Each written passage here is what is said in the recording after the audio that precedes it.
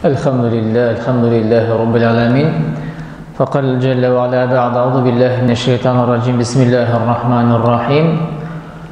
الحمد لله أول والآخر والظاهر والباطن، خلق فسوى وقدر فهدى، بيده ملكوت كل شيء وهو يجير ولا يجار عليه. أحمده سبحانه وأشكره وأتوب إليه وأستغفره، وأشهد أن لا إله إلا الله، وأشهد أن محمدا عبده ورسوله.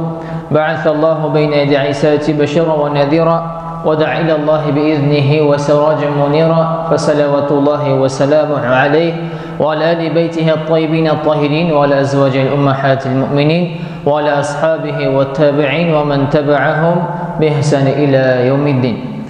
الحمد لله أول والآخر والظاهر والباطن. الحمد لله على شهر رمضان الذي أنزل فيه القرآن. الحمد لله على نعمة الإيمان.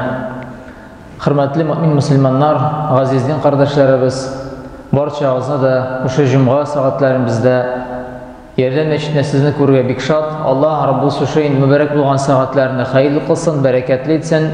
Dualarımızını kabul kılıp, orazalarımızını hamine şulay okuyan taravih namazlarımızını yine kılgan izgi amellerine bergen fitra, zekat, hamine fidye sadakalarını öz rahmeti bilen, öz nihmeti bilen kabul kılsaydı. Allah Rabbimiz şu şeyinde mübarek Ramazan şerif aylarımızını bizge indi mümin Müslümanlarga bula gitip haminde uraza oluşundan da her bir eden bolasına yaxşı yaqtan tesir ete. Hem bilgili Rabbimiz Allah Kur'an-ı Kerim'ni Ramazan şerif ayında indirdi.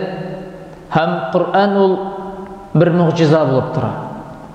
Her bir mümin Müslüman kişisi Kur'an bilen elbette indi amel kılıp, Kur'an'ı açıp, öğrenip, okup, dert, rahatlık, hem indi lezzet tabi. Şundan da Ayşe anamız radıyallahu anh ayta Resul-i Ekrem sallallahu aleyhi ve sellem'in hulqı Kur'an idi. Şundan da indi bugün de biz eğer de indir turmuşta ağırlık kişilerimiz iken, eğer de Kur'an'ı açsak ko'ngil tinchligini tabarız. Eğer de iken bu turmuşta bütünüsü bizim eybet iken, şu vakitte de Kur'an'ı okup biz indi Allah'a şükür deyip şükür kılalımız. Çünkü Allah Rabbimiz ayta ve in şekertum la azidennekum. Şükür kılsanız de men size artırım berip bereketine de. Hem şundaqta Kur'an-ı Kerim'de Rabbimiz Allah bulaydı. Bismillahirrahmanirrahim. Ve iza quri'al Kur'anu fastami'u lehu ve ansitu la'allakum turhamun. Eğer de işitəsiz iken Kur'an tavuşun, dikkat bilen, ihtibar bilen şu Kur'an'ı tınmağız. Şayet Allah'ın rahmetinde bulursunuz. Hem indi şundan da Kur'an-ı Kerim'de Allah Teala'nın emirleri yazılan ikenligin Rabbimiz Allah bizge anlatı. Şundan da mümin Müslüman kişisi Kur'an bilen amel kılıp, onu öğrenip, hem indi onun bilen yaşarıya teyiş. Çünkü indi mesela irtuk turabız iken biz indi in birinci Eûzu billahi mineşşeytanirracim, Bismillahirrahmanirrahim deyip şükür kılıp, elbette indi tahiretlenip iltayın namazına basarız. İltayın namazda biz indi in birinci şulay bitinde senedi okuğaş Fatiha suresini okuyuz. Elbette Kur'an'a eğleniriz.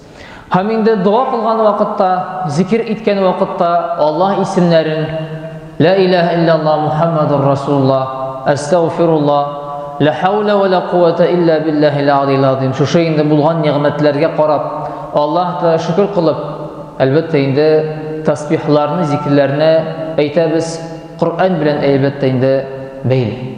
Şuna göre indi Rabbimiz Allah bizge indi anlata inna nahnu nazzalna zikra ve innehu lahafizun. Dersette de Allah subhanahu ve teala öz rahmetiyle şu Kur'an'ı indirdi. Hem indi olayta min onu özüm saklayayım. Bizim indi tüp bu asıl şundan da indi Resul-i Ekrem sallallahu aleyhi ve sellem'nin hadis şeriflerine, onun turmuşuna toyanıp yaşarıya. Hem in birinci inna hadal Kur'an yehdi lilleti hiye aqwa yubşirul mu'minin ve yubşirul mu'minin ellezine ya'maluna s-salihati enne lehum ecran kebira. Dürüstlükte de Kur'an hiç şeksiz kişilerini en doğru yolga ilteyken. Bizi amel kılgan müminlerge ecri savab hem sinişli haber vardır deydi. Yani şundan da eğer de mümin Müslüman kişisi Kur'an'ga ihtibar bilen qari iken, onu okuy iken, ko'ngil aşa onu o'tkazar iken, hiç şeksiz onun şifası da var. Çünkü Rabbimiz Allah ayta ve nunazzilu minel Kur'ani ma huve şifa. Kur'an'da elbette şifa tabirsız deydi. O'zingizga. Hamında Resulullah sallallahu aleyhi ve sellem bizga ayta Kur'an'ı öğrenip elbette indi ecri savab olasiz ekan. İqra'ul Kur'an fe innehu ya'ti yevmel kıyameti şafi'an li ashabihi. Kur'an'ı eğer de okuysiz iken hiç şeksiz kıyamet gününde ecri savabını olasiz deyip Rabbimizin ilşisi Muhammed sallallahu aleyhi ve sellem bizge haber etdi. Şulay Allah subhanahu ve taala ayta ve rattilil Kur'an'ı tertile. Kur'an'ı okuruşun elbette tertib var, tertil var, qagide var. Şu indi qagide bilen düz itip qagidelerge, tecvid qagidelerge toyanıp hem indi makam bilen oku, ol indi xos bulup tura her bir mümin Müslüman kişisine. Şulay Kur'an'ı öğrenip. En birinci indi kıska süreler, ayetler öğrenemiz her vakit namaz için. Şulay bağlar şulay bitinde meşitke, yeki medresege bargan işrakta en birinci kıska ayetlerini, kıska sürelerini öğrenirler. Yani en evvel elbette harflerini.